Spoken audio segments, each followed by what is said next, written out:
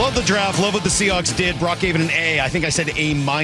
I've seen a lot of draft grades from around the country that are all in that range, everywhere from the lowest being a B, the highest being A's. They drafted 11 guys, so there's so many picks that it's difficult to go through all of them. But, Brock, let's do a little rapid fire so that we can get through as much and give these guys as much information on them as possible. So, without further ado, I got a ton of questions. I got like 12, 15 questions here. Oh, jeez. Who was the best pick?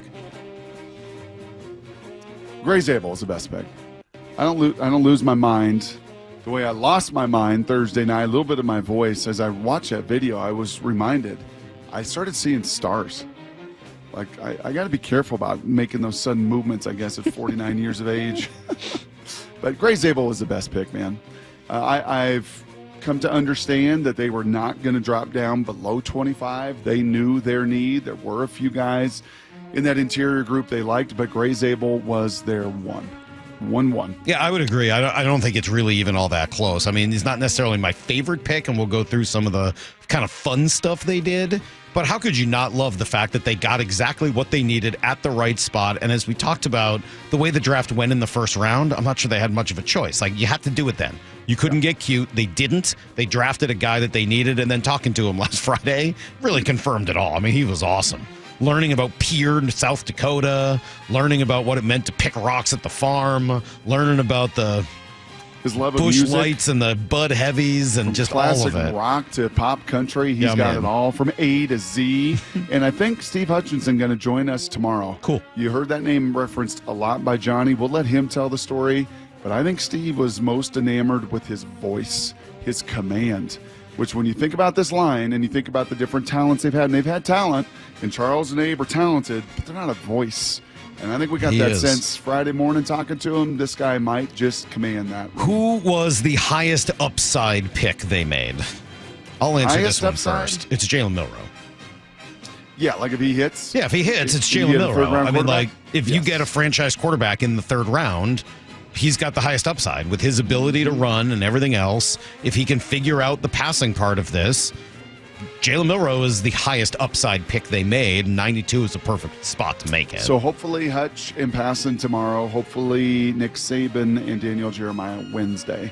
And Nick can dig into this a little more. He was pretty adamant when that pick happened. You could see the joy that he had for this young man, knowing just, yeah, man, you get that position right. We say it all the time. You get that position right, and you get it right in the third round and pick 92. You set yourself up. Who's second on this list? If you take the quarterback out, who's second in terms of upside? Eamon-Warry? Yes. And are we now, is it Eamon or Eamon? I think it's Eamon-Warry, but I don't know. How do you not know? I never heard of him until a week ago. It's your job to know. Never heard of this guy until last week. That's totally Wait, how is it our true. job? Don't you get you get pronunciation guides in college football? Maura, this isn't about you. This is about me and Mike. Mike, you knew about this guy before last week. Watch your mouth. Last month. Combine. Last month. When I started really paying attention to the mock drafts in, late March, early April, I started hearing about Nick Eamon-Warry. I don't know how to pronounce his name. I don't listen to any of this. I just read about it. Eamon-Warry. Yeah, I'm not going to use that guy. But he's got to be number 2, right? Yes. In terms of upside? Yes. Yep. Freak athlete? Yep. Okay. The pronunciation guide I'm looking at has 2 E's to start it. See? Told you. I don't know why you don't listen to me. And then man-worry. Yeah. Blink scouting, man. Eamon-Warry. Blink scouting. Perfect. Thank you, Maura. What was the iffiest pick the Seahawks made? Arroyo. Yeah, you and I see this like exactly the same. No, we'll probably get mixed up here in a minute. And that's not to diminish the 50th pick, Salk, because honestly, when you start to just watch the highlights, I say this about O-lineman, what I was looking for in O-lineman. You heard me say this a lot. I want a 320-pounder that looks like a 220-pounder. Dwayne Brown is my prototype. Like, that's what I want. And this guy's 255 pounds, and he looks like he's 195. He moves with that fluidity, that ease. I know DJ's comp on draft day, and even when I chatted with him the other night, his comp was Noah Fant from an athleticism standpoint, not from a dog. Like this dude, you come out of South Florida, you come out of programs like that, you got some bite. You got some dog to you. He was a little injured. He was a little beat up. I don't think he was their one tight end. That kid, Mason Taylor, went real high in the second round, but he was right behind him, and they were not going to let him get off the board. I mean, clearly they spent the number 50 pick on him, so they must have that level of commitment and conviction about him. It still kind of surprised me. I mean, it's not a name that we had chatted about much, but even more than that, just not that I don't like the positional need. I do think of getting a tight end who can do what he does, but he's also, again, more of a receiving tight end as opposed. I mean, I almost heard some people saying he might be able to play X if you needed him to. 3 other tight ends on this roster as it's constituted will do a lot of your blocking. I know. You need that move guy, and now I wonder what happens with Noah Fant. We talked about that leading up to the draft. Now I got to imagine that's a big cap number. Well, he could go somewhere else and not break tackles, would be fine. Wow. Okay. I kind of like the idea of the Elijah Arroyo, AJ Barner tight end room. Yeah. Maybe I'm on an island on my own here. No, but It's you're not not that I allowed. don't like that. I do. That would be great. I'm not down on Elijah Arroyo. I'm a little down on picking a tight end at 50. I would have liked to have seen them take another offensive lineman there, and there were some pretty good ones still available. But I get it. Like, this is a need also, and it's a big part of what they're trying to do. Where'd the Rattler go? I'll look that up as you get to the next He one. was gone. He was gone by 50. I think Ratledge was gone, but the Wilson center was there. Yeah, the center was there, but He went to New England. he was still there before Milroe got taken. Which current Seahawk benefits most from this draft? And then conversely, which current Seahawk is now looking around like, uh-oh? I'll answer if you're while you're thinking. I would say the person who benefits most is Reek Woolen. yes. They did not really bring anybody in to challenge him, and now he goes into the last year. And I'd whereas say even Josh Joe. sure, but both more of them than him. together. Yeah, like their jobs just became a lot more secure for now. Now, that doesn't mean they're not going to find somebody to challenge them eventually, but at least for now. In terms of being on the hot seat, Noah Fant has to be the first name that comes to mind, right? No question. I mean, obviously it's Noah Fant. But also, I think that if you are in that running back room, whether it's Ken Walker or the kid from Georgia, Kenny McIntosh, like, I think all those guys are probably a little bit on watch now also after taking another running back. Nope. I think that is once again all 100%. What about the two guys you mentioned, Brock, based on the Ricky White and Jake Torrey Bobo. Horton? Yeah, Jake Bobo would be another one who's just kind of beloved. They got some dudes here that can really, really run. They got some dudes here that know that are going to make this team, and even through the undrafted route, which is what Bobo was, that are going to come in here and put their special teams hard hat on. So, I loved Macdonald the other day when he was talking about Russell. Like, hey man, don't count out this fullback just because we drafted this 200. I never bet against that guy. I don't know if I want to bet against Jake Bobo, and it's not like he needed his urgency knob to be turned up. But yeah, a Jake Bobo. Well, just especially with what Ricky White does. I mean, like, he's a special teams maven. Like, that's what he does. He blocked 4 punts. That's pretty crazy. So that's, Yes. that's a type of guy that's, and look, maybe there's room for both of them on the roster, but that seems pretty hard to imagine, especially for a team that only wants to play with 2 wide receivers a lot of the time. What was the most surprising pick? Milroe. No. Yes. No. Yep. No. Okay. The most surprising pick was Robbie Oots. Nah. Brock. No. Brock. Robbie Oots. Oosts.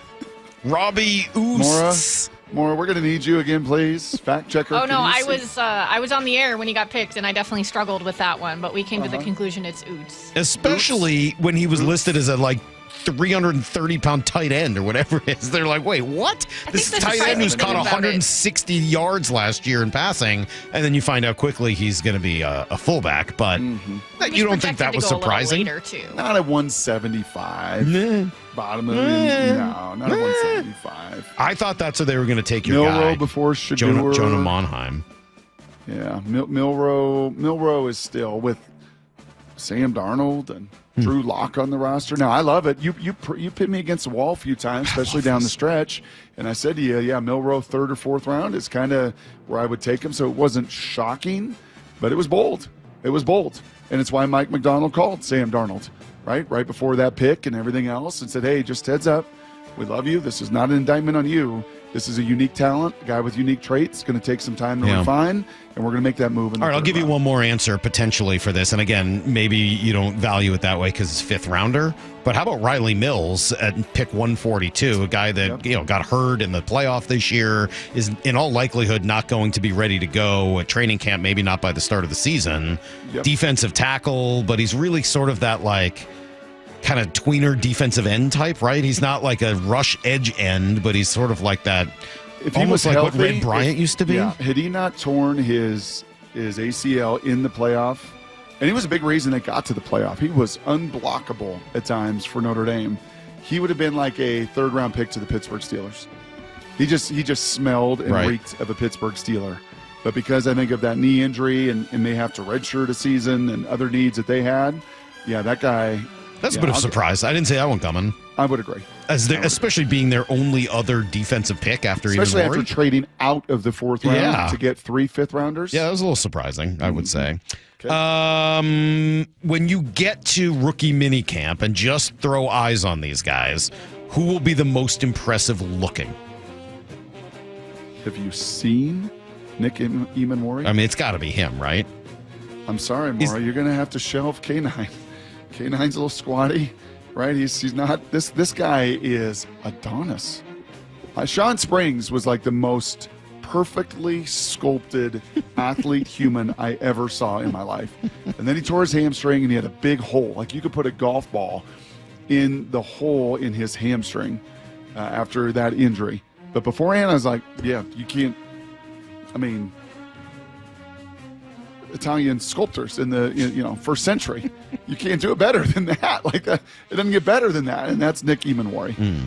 And then when you watch him bounce and move and run, like, oh my gosh. What am I gonna say when I see Damien Martinez? Am I gonna see a little Marshawn? You're gonna see a little Charbonnet, a little bulk, just kind of he is more Charbonnet than he is McIntosh and K9. Okay, I don't know, man. I am hard pressed to say anybody moves like Marshawn. Right, that's true. Because he was such a gyro ball. Yeah, he was just so different. But you're gonna see like and again, shorts and t-shirts and helmets isn't gonna do him justice. It's going to be breaking tackles. I mean, look at his yards after contact. They were extraordinary. 4 yards after contact. It was him right behind Ashton Genty. That's a 6th pick in the draft to the 223rd pick in the draft. So, urgency meter, that would be the one thing. How did he fall to the 7th round? Like, come on, man. Since he's kind of a laid-back guy, kind of, well, now sense of urgency is going to be there, kid. Because 7th rounds, this is like do or die. You're gonna get no snow plows in front of you. You're gonna have to be your own snow plow to make it in this league. Better chance to play this year: Bryce Cabledew from Kansas, offensive lineman, or Mason Richman, offensive lineman from Iowa. By the way, I get nothing for that snowplow reference. Nice work. Thank you. Can I get a nod? I was about to give you some credit for mentioning that Bryce Cabledew was one of your draft profiles this year. Yes, he was. One of those 30 guys that John referenced a bunch of different times of just a unique trait. Who plays? He does, because of that athleticism, because he slides in the guard. And one of the conversations I had with some of his coaches through the years, and even in this buildup was, you know what? It may not be a bad thing that he's a late round pick and he's going to be in prove it mode instead of know it mode. As you said that, it reminded me that I have another answer for a current Seahawk on the hot seat, and that's Anthony Bradford. Given the 3 guys they drafted and their biggest connective singular trait of being athletic and speed, I don't see how Anthony Bradford's on this team. Sorry. I just don't see it. Yep. Like, if that's what they're looking for from their guards, Anthony Bradford's not that. I'm not sure Christian Haynes is either, but I know it's not Anthony Bradford. So I don't see how Anthony Bradford is here. My guess is he is not on that. I would say here's a bold prediction today. Anthony Bradford is not on the roster this year. Salklamation. Watch, he'll start every game. But I just based on what they did and what they seemed to be looking for at guard, hard to imagine how he's going to fit with that. I think that is that's a 47th birthday, you said? Yeah. 47th? 47. That's very well said on Thank the you. 47th birthday. Well, you put Christian Haynes in that same group, though, is like... No, third-round pick. I'm not saying year he two. wouldn't. I'm not saying he wouldn't be on the team. He's going to but, get more like, benefit of the doubt. Yeah. But just in terms of the athleticism, does he have enough of it? If I'm him, I'm a little worried about these Hey, three give me picks your that they made. most Mike Macdonald pick. Yeah, I've been Maybe you trying and I to see think this about that. I mean, I think it's got to be Nicky Manwari, right? I mean, just the ability to move him around on defense. Did you listen to any? Yeah, you were driving around. You had dances, you had recitals, you had concerts, you had pig eating, you had all sorts of stuff. Big going on. By the weekend. way, which reminds me, before we end the segment, I just need to ask the people out there. So this is the beef tallow, the beef fat, All the fat. Yeah, well, one package of it. I went tried to do some rendering with my other. So if I'm going to slather this on my face, I get it's frozen rock solid. How do I take this? So if you're watching on the stream, you can text in. How do I take this That's frozen like shrink wrapped lard and turn this into some form of a substance / lotion to rub on my wrinkles? How do I do that? Let me know. No, if you were listening, Salk, as I just happened to be as I was driving to the Mariner game, when Mike Macdonald was, and I think I was eating a Burger Master burger, listening to this at that exact time, the way that he talked about Riley Mills is Mike Macdonald's guy. The way that, I mean, the second defender, the only other defender. I thought besides Riley Nick. Mills was Adam Dirty's guy. He said that he thought AD would quit if they didn't get him. He loved him, but Mike Macdonald's like, oh my gosh. I got in there and I started talking fronts and stunts and movements, and it was just like these two processors, these two, That's funny. you know, just bright, witty, funny. He had a sense of humor in listening to Riley. Yeah. He's got listen to that phone call on draft day. He had some juice to him as well. Like, no, yeah, Dirty Macdonald, their guy is Riley. All Mills. right. Well, then how about the flip side of that? Who was the most John Schneider pick of this draft?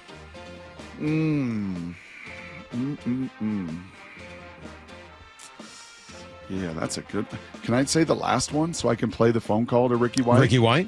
Yeah, when he starts referencing Donald Driver, that was Schneider in the presser. Like, that one goes back in the Wayback Machine, and then the phone call to Ricky White. Like, yeah, I maybe lean into that one. Now restart so we finish, brother, right? Yes, sir, Coach. It's been too long, Coach. I hear you, bud. Let's get rocking, all right? Can't wait to get you up here, man. Here's our head coach. Here's Mike. Ricky. How you doing, Coach? I'm sure you tell me I'm doing great. Coach, I appreciate you for everything, Coach. Yeah, heck yeah. I'm saying you earned Coach, this, I'm and saying you earn chill everything right when now, you get here, Coach. okay? Yes, sir. That's great, man. Well, we're really excited, and you should be proud of yourself, bro. Congratulations. Thank you. Not where you start, where you finish. You started making calls to Ron Wolf in college if you're John Schneider, leaving voicemail after voicemail after voicemail. Just get me in the door. Get me in the door, Ron. Let me just get to work, right? Not where you start, where you finish. Ricky White's got a little stuff to him now. Like, unfortunately for him, this was a pretty deep receiver draft with a lot of dudes that played a lot of ball. You know, maybe not at the top, Salk, as far as stars, but as far as productive record setters, difference makers. And he finds himself at pick 238, and that's why he's in tears right there. Like, man, I was the best to ever do it at UNLV. I'm one of the best pump blockers. I'm like one of the best. And now he's going to get his shot, man. Shot to prove it. I don't know the answer to this question. I don't know which one is the most John Schneider pick, but I hope the answer is Jalen Milroe. Right? I mean, like, I hope that John had that, like, hey, we think we're getting the Josh Allen, Patrick Mahomes, Russell. Like, I hope he had that same level of conviction on Milroe that he had with some of the other guys he's wanted a quarterback over the years. That would be my hope. 16 drafts, right? It's only Russell at, what do you say, 75? Mm-hmm. And Jalen Milroe at 92 when it came to that position. Enamored with a bunch of them in different spots on that board as Josh was and you know Mahomes was and those guys that he was enamored with. But that says a little something there. Who was the player that they could have had at some point in this draft that you were most disappointed they did not get? Yeah, probably the Rattler. Yeah, probably the mullet, Tate Ratledge. Yeah. You know, I think the center. And look, he went at 57. Yeah, so they could have had him before Arroyo, him and Big Jonah Sabanaya from Arizona, and They weren't going to get him. He went earlier, 37. Right? Yeah, he went like. So right you would have needed to after. take him instead of Eamon Ward. That's right, and I don't know if I could have done that. Could you have? I think that makes sense. Could you have traded? Could you have taken Ratledge though instead of Arroyo? Because I think I would have. Yeah. Time will tell on that one. Yep, time will tell on that one. It's just, again, it's not a criticism. It's just like looking at it today. And look, maybe they didn't like Ratledge. I don't know. Maybe No, they liked Ratledge. No, They I think did? they liked Ratledge. Yeah, I think they liked Ratledge. But he wasn't that much. They didn't like him like they liked Jonah, like they liked Gray. It was down with, he's kind of with the Bradford or, the Christian Haynes. And like he's kind of in that grouping. If he'd still been there in the third round, maybe, but Yes. not willing to take him with that number 50 pick. All right. Well, there you go. That is a whole bunch of rapid-ish fire. Let's call it rapid-ish fire. It wasn't quite rapid fire. Gosh, this but- rookie camp going to be fun, man. Yeah, right? Most fun rookie minicamp since 2012. Smart, tough, reliable, athletic, swaggy. Like It's the first time there's going to be a legitimate quarterback at one since Russ. Yep. Right? I mean, like, there have been a couple of guys who've come in and they sort of hang out and they throw the ball and stuff, and you kind of like, all right. I mean, But, you didn't like Magoo. I mean, you just didn't like Magoo. I don't think anybody liked Magoo. Mr. Magoo. I don't even think Magoo liked Magoo. Like, Did they have a lefty a couple years back? they did.